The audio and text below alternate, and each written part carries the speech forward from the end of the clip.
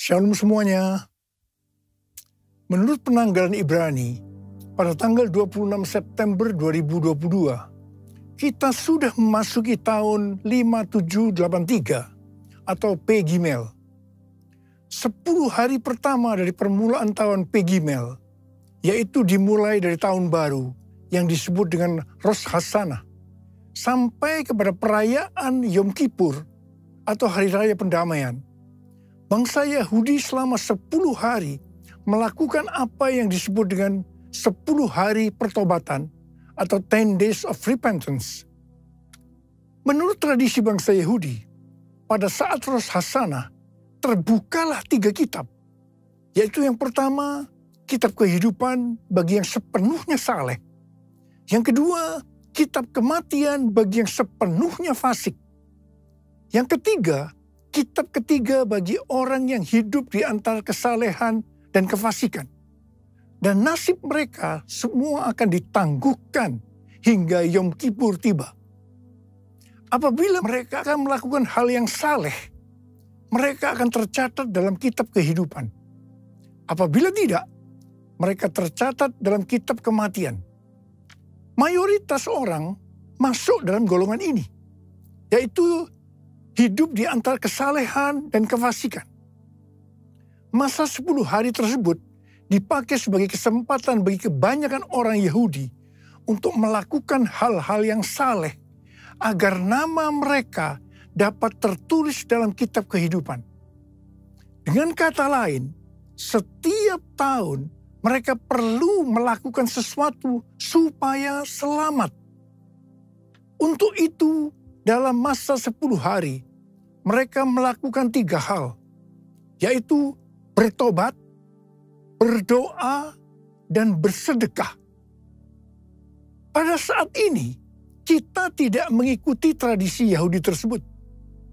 Tetapi pada prinsipnya, ketiga hal tersebut, yaitu bertobat, berdoa, bersedekah, adalah baik dan perlu dilakukan hari-hari ini dengan motivasi dan pemahaman yang benar. Kita melakukan ketiga hal ini bukan untuk mendapatkan keselamatan, tetapi sebagai respon terhadap anugerah keselamatan yang sudah diberikan melalui pengorbanan Tuhan Yesus di kayu salib. Pastor D dari Perth, seorang hamba Tuhan yang banyak mendoakan saya, yang nubuatannya saya lihat tajam pada bulan Agustus 2022 yang lalu, yaitu sebelum tahun 5783, bernubuat untuk saya agar memperhatikan apa yang terjadi di antara Rosh Hashanah dan Yom Kippur. Ternyata Tuhan membukakan seperti yang dituliskan di atas. Jadi hari-hari ini kita harus banyak koreksi diri, bertobat, berdoa, dan memberi sedekah bagi mereka yang kekurangan. Pastor D ini juga mendapatkan bahwa di tahun 2023, Tuhan akan kembali menggoncangkan bangsa-bangsa di dunia. Dan Tuhan meminta agar kita menyiapkan persediaan. Bukan untuk kita, tetapi untuk bersedekah kepada orang-orang yang mengalami kesulitan. Kita yang sungguh-sungguh dengan Tuhan akan diberkati secara finansial. Haleluya! Memasuki tahun 5783 atau P Gimel, kita akan melihat kasih karunia Tuhan yang luar biasa yang akan dicurahkan kepada kita yang sungguh-sungguh mencari Tuhan. Namun bersama dengan itu akan ada pembersihan di rumah Tuhan dan penghakiman terhadap dunia ini. Tuhan akan mengungkapkan dosa-dosa yang tersembunyi. Tidak ada sesuatu pun yang tertutup yang tidak akan dibuka. Dan tidak ada sesuatu pun yang tersembunyi yang tidak akan diketahui. Apa yang kita katakan dalam gelap akan kedengaran dalam terang. Dan apa yang kita bisikkan ke telinga di dalam kamar akan diberitakan dari atas atap rumah. Karena itu, ini waktunya kita koreksi diri. Bertobat, jangan menyembunyikan dosa. Akui di hadapan Tuhan. Sesuai dengan 1 Yohanes 5 ayat 16 dan 17. Dikatakan, ada dosa yang mendatangkan maut, dan ada dosa yang tidak mendatangkan maut. Dosa yang tidak mendatangkan maut adalah dosa yang diakui. Sedangkan dosa yang mendatangkan maut adalah dosa yang tidak diakui. Saya akan ingatkan, Tuhan Yesus sangat mengasihi kita semua. Dia tidak ingin kita binasa. Karena itu, sekali lagi Tuhan mengingatkan kita melalui hal-hal yang dilakukan oleh orang Yahudi di antara Rosh Hashanah dan Yom Kippur agar mereka diselamatkan, yaitu bertobat, berdoa, dan bersedekah. Sekali lagi saya ingatkan, bertobat, bertobat, bertobat. How I love you, Lord. I love you, Lord. With all of my heart, I love you, Lord. How I love you, Lord. I love you, Lord. Forever I love you, Lord.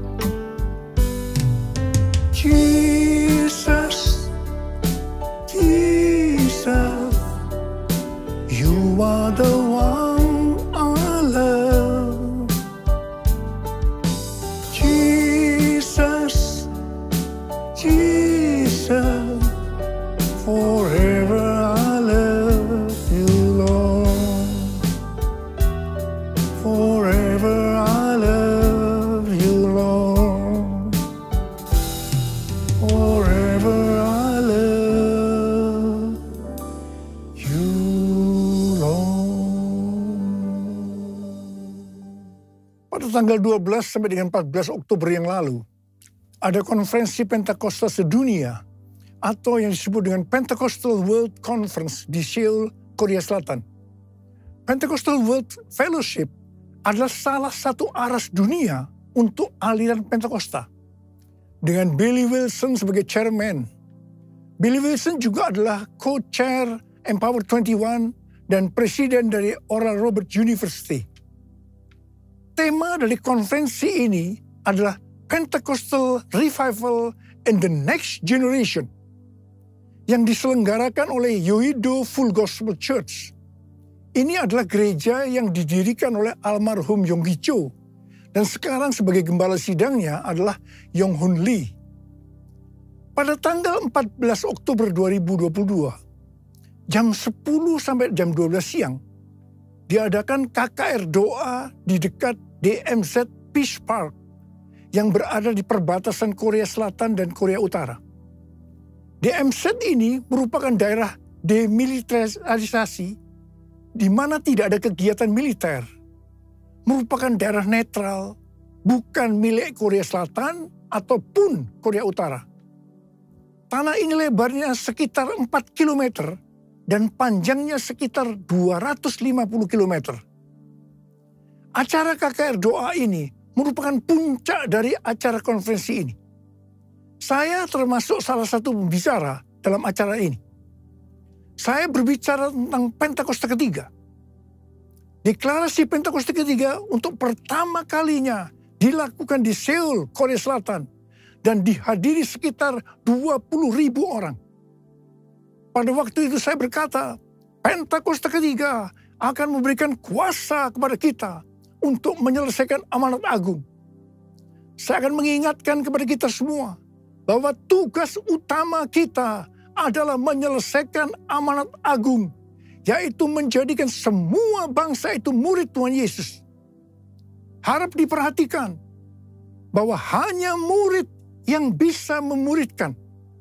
Karena itu kita harus menjadi murid Tuhan Yesus. Hanya murid Tuhan Yesus yang masuk surga. Yang percaya katakan amin. Firman-Mu pelita bagi kakiku, terang bagi jalanku. Firman-Mu pelita bagi kakiku, terang bagi jalanku. Waktu ku bimbang dan hilang jalanku, tetaplah kau di sisiku. Dan takkan ku takut asal kau di dekatku, besertaku selamanya.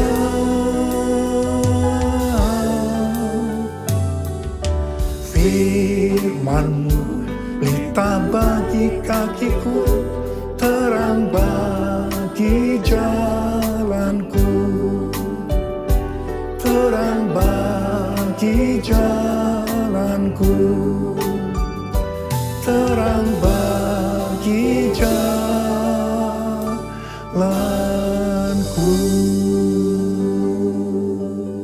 Sekali lagi saya akan katakan pada saudara, kita semua harus jadi murid Tuhan Yesus. Yang mau katakan amin. Hal-hal yang harus diperhatikan kalau kita mau menjadi murid Tuhan Yesus. Yang pertama, Rasul Paulus berkata kepada Timotius dalam 1 Timotius 4 ayat 16. Awasilah dirimu sendiri dan awasilah ajaranmu. Bertekunlah dalam semuanya itu. Karena dengan berbuat demikian, engkau akan menyelamatkan dirimu dan semua orang yang mendengar engkau. Ini adalah pesan Tuhan Yesus yang sangat kuat kepada murid-muridnya.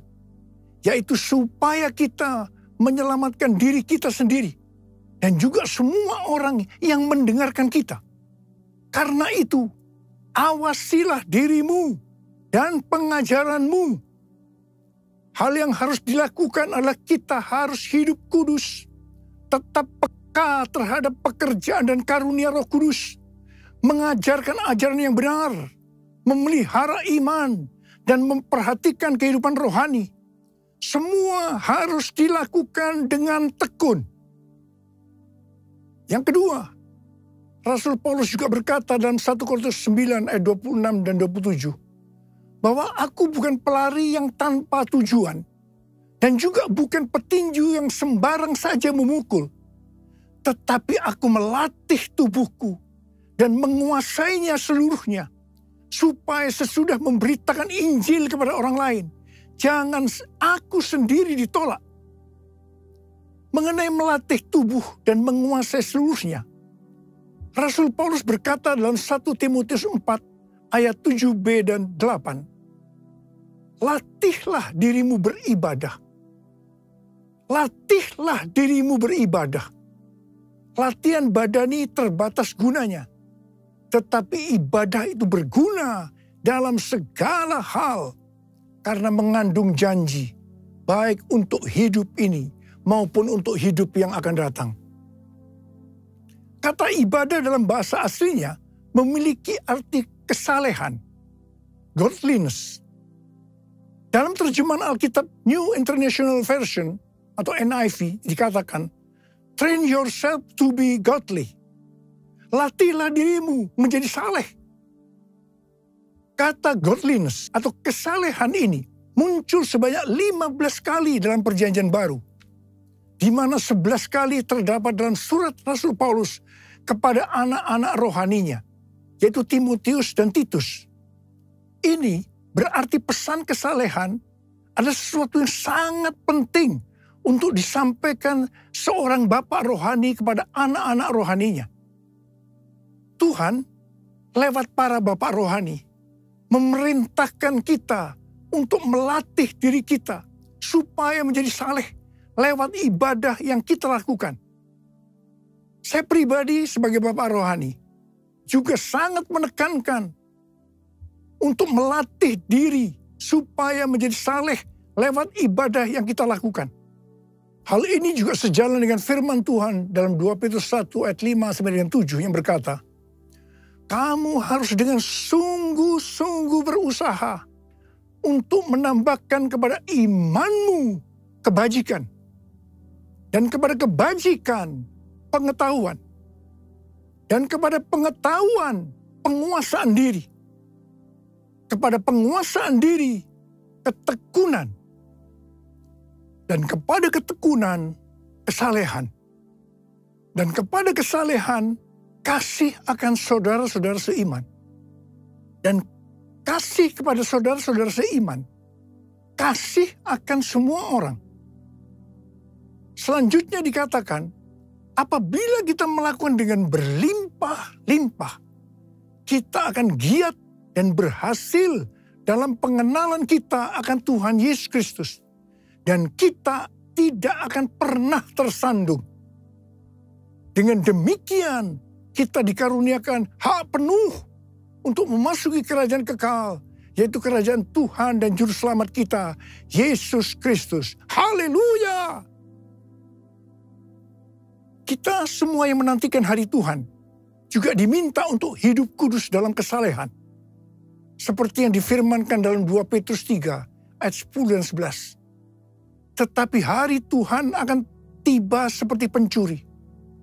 Pada hari itu langit akan lenyap dengan gemuruh yang dahsyat dan unsur-unsur dunia akan hangus dalam nyala api.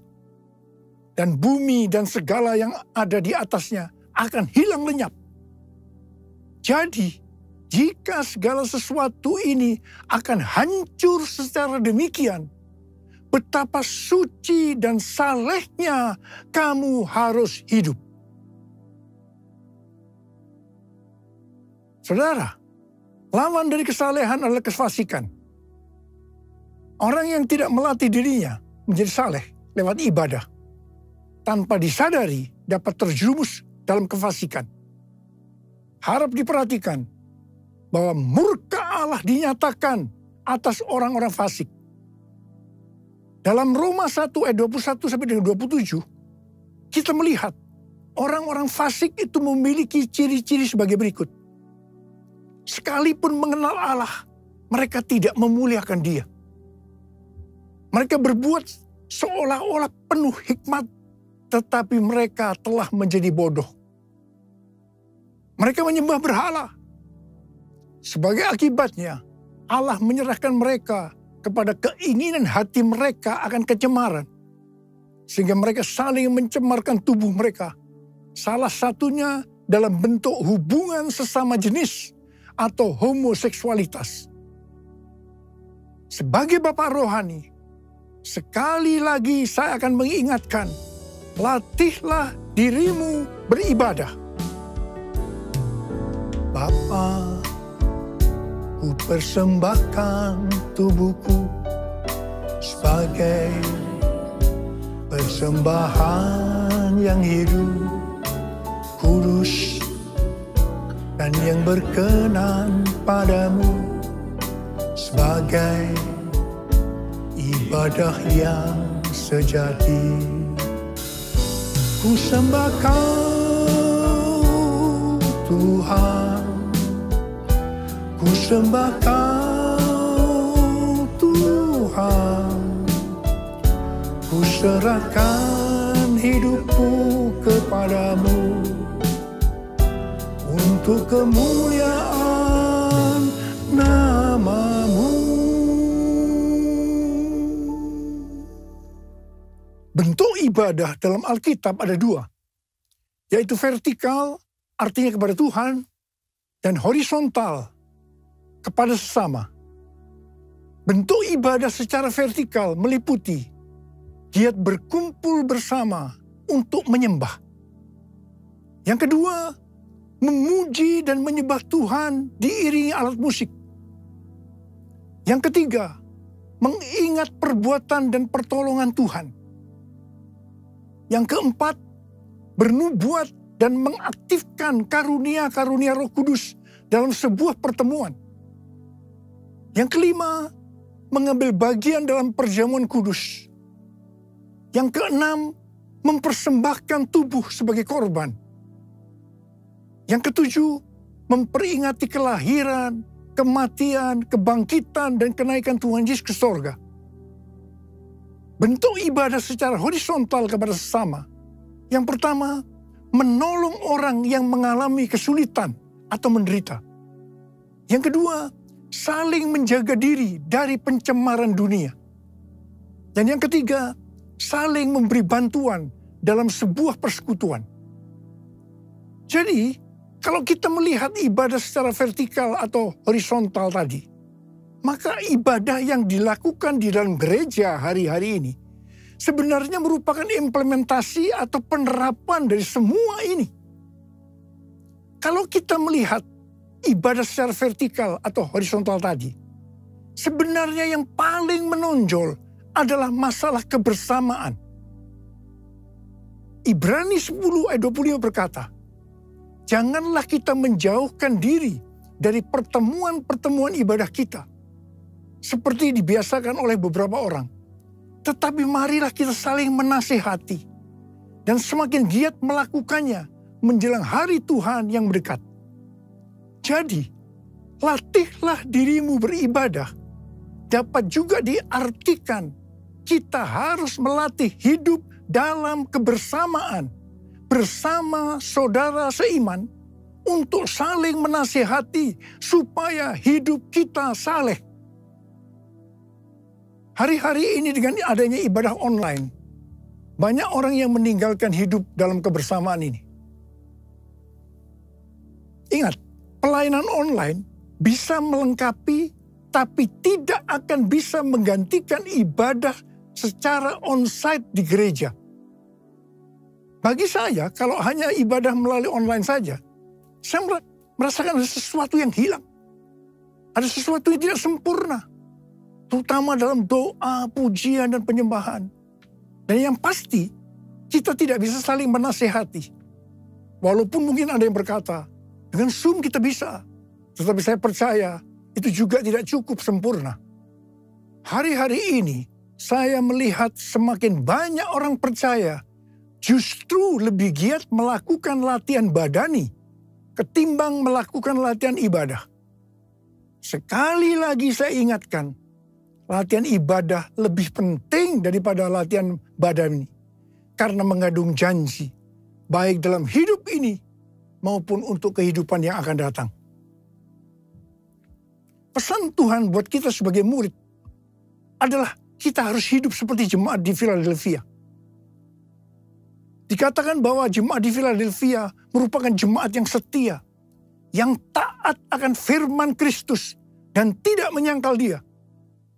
Mereka tidak mau mengikuti cara-cara dunia dan juga menolak mengikuti kecenderungan yang tidak baik dari jemaat lainnya. Mereka bertekun dalam kesetiaan kepada Tuhan Yesus dan kepada kebenaran Injil. Oleh karena kesetiaan mereka yang teguh, maka yang pertama, Tuhan telah membuka pintu-pintu bagi mereka yang tidak dapat ditutup oleh seorang pun. Haleluya. Yang kedua, Allah berjanji akan melepaskan mereka dari masa kesengsaraan. Janji Tuhan untuk melindungi orang yang setia di Philadelphia dari hari pencobaan ini mirip dengan janji Paulus kepada orang Tesalonika yang mengatakan bahwa mereka akan dilepaskan, diluputkan dari murka yang akan datang. Hari pencobaan ini merupakan penghukuman terhadap dunia ini melalui pembukaan-pembukaan meterai-meterai, peniupan sangkakala, dan pencurahan cawan murka Allah. Ini sangat-sangat mengerikan. Bagi mereka yang sungguh-sungguh dengan Tuhan, seperti jemaat di Philadelphia, dan menjadi pemenang sebelum hari pencobaan ini, Allah akan memelihara mereka dari hari pencobaan itu dengan cara melalui pengangkatan gerejanya. Tuhan Yesus mengingatkan sekali lagi, aku datang segera. Saya akan mengajak saudara untuk menyembah Tuhan. Mari kita angkat tangan kita dan kita katakan bersama-sama. Lord, I worship you. Lord, I worship you. As I bow down on my knees, I worship you. Lord, I worship you. Lord, I worship you. For you are my everything. I worship you. Mari kita berbahasa roh. Yang belum berbahasa roh jangan diam. Katakan haleluya, haleluya. Oh ya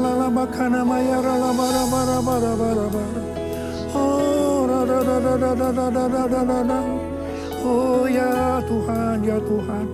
Oh ya Aba, ya Aba, ya Aba, ya Aba.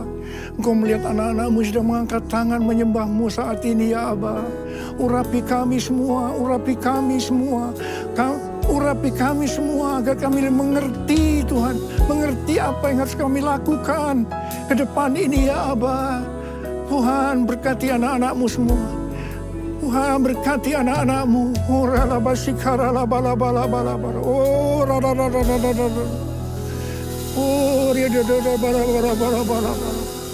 as I bow down on my knees, I worship you. As I bow down on my knees, I worship you.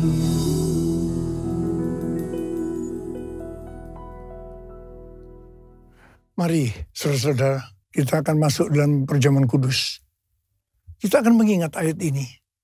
Sebab setiap kali kamu makan roti ini dan minum cawan ini, kamu memberitakan kematian Tuhan sampai ia datang.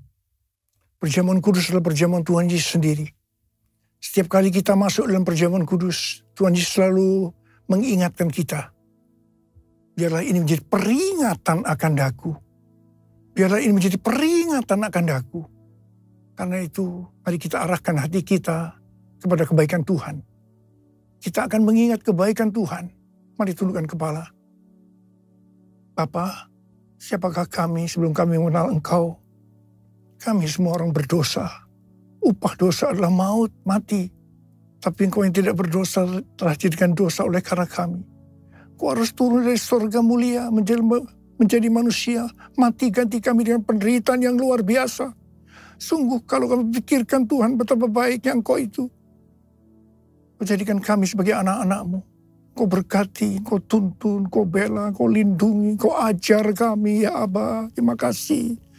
Kau juga tegur kalau kami salah. Terima kasih Tuhan. Itu Engkau ya Aba, itu Engkau ya Aba. Itu Engkau ya Aba. Tuhan akan memberkati kita semua melalui perjamuan kudus. Tapi Tuhan mau kita akan makan dan minum dengan cara yang benar. Karena itu sekarang masing-masing berdoa. Introspeksi. Lihat diri masing-masing. Jangan menyimpan dosa. Kalau ada dosa yang belum diakui di hadapan Tuhan, mari kita akui saat ini. Supaya kita diberkati oleh Tuhan. Ampuni kami Tuhan. Ampuni kami, ampuni kami. Ampuni kami semua ya Tuhan. Ampuni. Tuhan, ampuni kami ya Aba. Ampuni kami. Layakkan kami masuk dalam perjamuan kudus ini. Terima kasih Aba. Kami akan masuk dalam perjamuan kudus dengan hati yang penuh ucapan syukur. Dalam nama Yesus kami berdoa. Amin.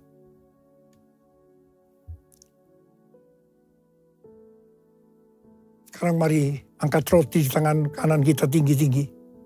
Sebab apa yang telah kuteruskan kepadamu telah aku terima dari Tuhan. Yaitu bahwa Tuhan Yesus pada malam waktu ia diserahkan mengambil roti. Dan sesudah itu ia mengucap syukur atasnya. Dia memecah-mecahkannya dan berkata, inilah tubuhku yang diserahkan bagi kamu. Perbuatlah ini menjadi peringatan akan aku. Tuhan dikasih Tuhan. Bukankah roti yang kita pecah-pecahkan ini adalah persekutuan kita dengan tubuh Kristus? Mari kita makan dalam nama Yesus.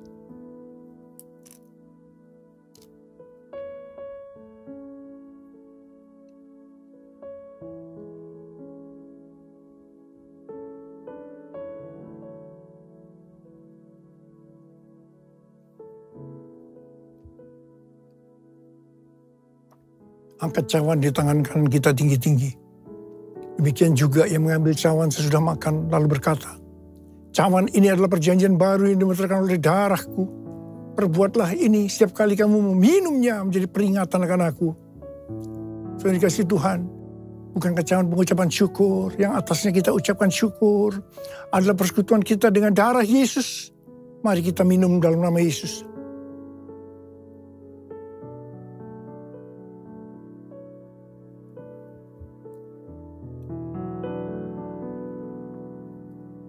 Mari angkat tangan kita. Ucapkan syukur dengan suara, jangan diam. Tuhan, terima kasih ya Tuhan. Terima kasih ya Tuhan. Terima kasih.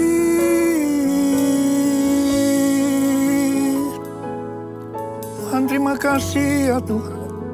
Terima kasih ya Tuhan. Oh Yesus. Oh Yesus, oh Yesus, Yesus. Ada berapa banyak di antara saudara yang membutuhkan kesembuhan? Angkat tangan saudara. Angkat tangan saudara. Orang-orang kau melihat tangan-tangan yang terangkat. Mereka membutuhkan kesembuhan. Mereka membutuhkan mujizat Tuhan. Dalam nama Yesus. Sembuh. Sembuh dalam nama Yesus. Sembuh. Sembuh dalam nama Yesus. Oh Tuhan, terima kasih. Mujizat terjadi. Mujizat terjadi. Sembuh dalam nama Yesus. Terima kasih. Terima kasih Yesusku. Terima kasih Yesusku. Puji syukur hanya bagi Tuhanku. Terima kasih Yesusku. Terima kasih Yesusku. Puji syukur hanya bagi Tuhanku. Terima kasih Yesusku. Terima kasih Yesusku. Puji syukur hanya bagi Tuhanku. Terima kasih Yesusku. Terima kasih Yesusku. Puji syukur hanya bagi Tuhanku. Puji syukur hanya bagi Tuhanku. Puji syukur hanya bagi Tuhanku.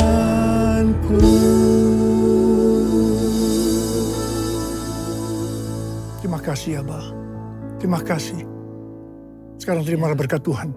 Kasih karunia yang berlimpah-limpah daripada Allah Bapa dalam Anak yang tunggal, Yesus Kristus. Persekutuan yang manis dengan Roh Kudus menyertai saudara sekalian mulai hari ini. Sampai Tuhan Yesus datang menjemput kita di awan-awan dan bahkan sampai selama-lamanya. Yang percaya bersama-sama katakan, Amin.